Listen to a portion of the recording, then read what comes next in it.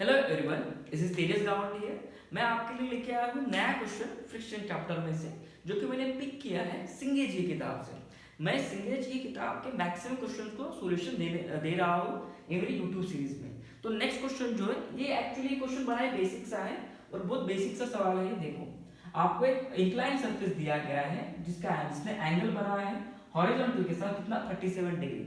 ये 37 डिग्री बहुत किताबों में आपको देखने को मिलेगा।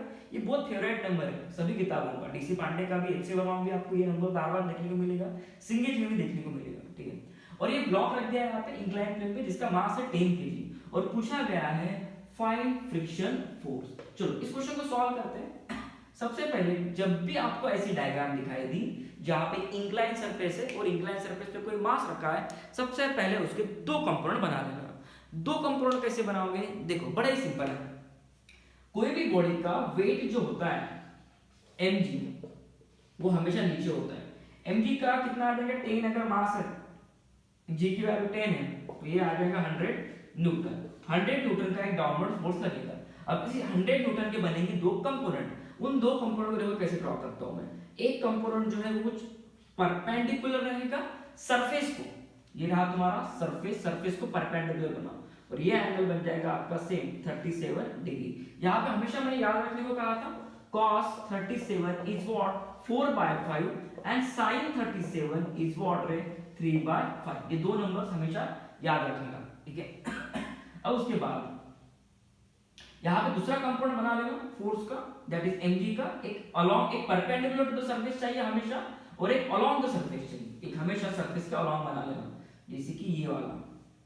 इसे मैं कहूंगा mg sin थीटा, यानी कि 100 sin थीटा, 100 व्हाट रे sin 37। उसके बाद ये कंपोनेंट आ जाएगा आपका 100 cos 37। चलो यहां तक आ गए। नॉर्मल रिएक्शन कैसे होती है? नॉर्मल रिएक्शन हमेशा सरफेस को परपेंडिकुलर होती है। अब बताओ ये जो सरफेस ये आपका इंक्लाइन है और इसे परपेंडिकुलर, तो ये होगी आपकी नॉर्मल रिएक्शन। तो पहले ऐसे केसेस में नॉर्मल रिएक्शन तो किसे बैलेंस कर रहा है? नॉर्मल रिएक्शन और ये कंपोनेंट इक्वल हो जाएंगे, एक दूसरे को बैलेंस करेंगे। cos 37 और cos 37 की वैल्यू कितनी होती है बच्चों? cos 37 होता है 4/5, यानी कि नॉर्मल रिएक्शन आपको कितनी मिल गई? 20, और ये हो जाएगा 80 न्यूटन का नॉर्मल रिएक्शन R, ऐसा हो गया। ठीक है, यहाँ पे n लिखा है, यहाँ पे R। चलो यहाँ पे मैं R लिख देता हूँ, इसे भी मैं R लिख देता हूँ कि मैं नहीं चाहता कि कंफ्यूजन हो यूनिट के बीच में और नॉर्मल रिएक्शन के बीच में। ठीक है, चलो नेक्स्ट। अब हमें फाइंड क्या करना है? अब हमें फाइंड करना है फ्रिक्शन फोर्स। अगर मुझे बताओ फ्रिक्शन फोर्स कैसे लगेगा? अगर तुम्हारा ब्लॉक ये डायरेक्शन में मूव होगा तो फ्रिक्शन फोर्स आपका ये डायरेक्शन में लगेगा। This is your friction force Fr। तो फ्रिक्शन फोर्स का फॉर्मूला क्या होता है? फ्रिक्शन फोर्स होता है म्यू इनटू नॉर्मल रिएक्शन। तो म्यू कितना दिया गया आपको? म्यू दिया है ये सरफेस का 0.8। चलो ठीक है, उसके बाद नॉर्मल रिएक्शन कितना दिया है बच्चों? ये 80, दिस इज 80। कितना आएगा? ये आएगा 64 न्यूटन का फ्रिक्शनल फोर्स लग रहा है।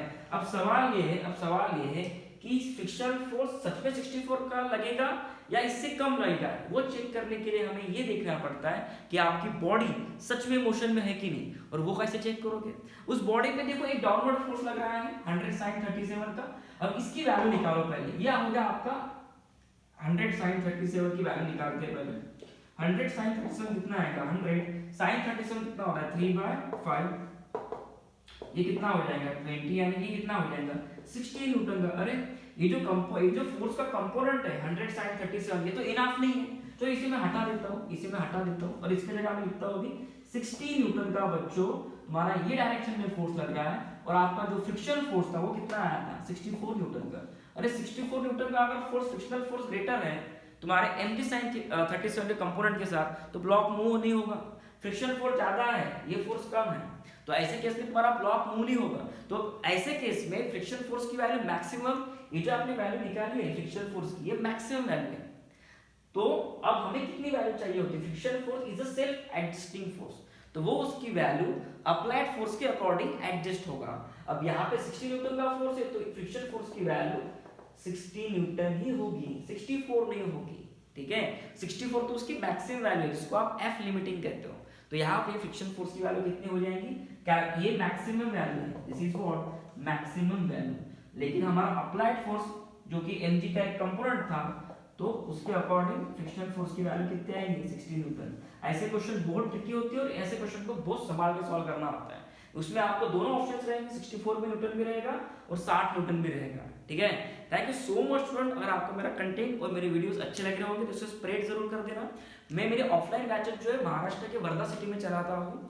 यहाँ पे आपको वर्धा में आपको कुछ भी हेल्प चाहिए होगी मेरी, फिर आप बोर्ड्स के लिए हो, एंट्रेंस के लिए हो, नेट फिजिक्स में या जेडब्ल्यू फिजिक्स में, तो मैं आपकी हेल्प जरूर करूँगा। ठीक है, इसके अलावा वीडियो से रिलेटेड कुछ भी आपको प्रॉब्लम्स लगते हैं, वीडियो से रिलेटेड, साउंड से रिलेटेड या कंटेंट से रिलेटेड, तो मुझे आप कमेंट सेक्शन में जरूर बताना। Thank you so much.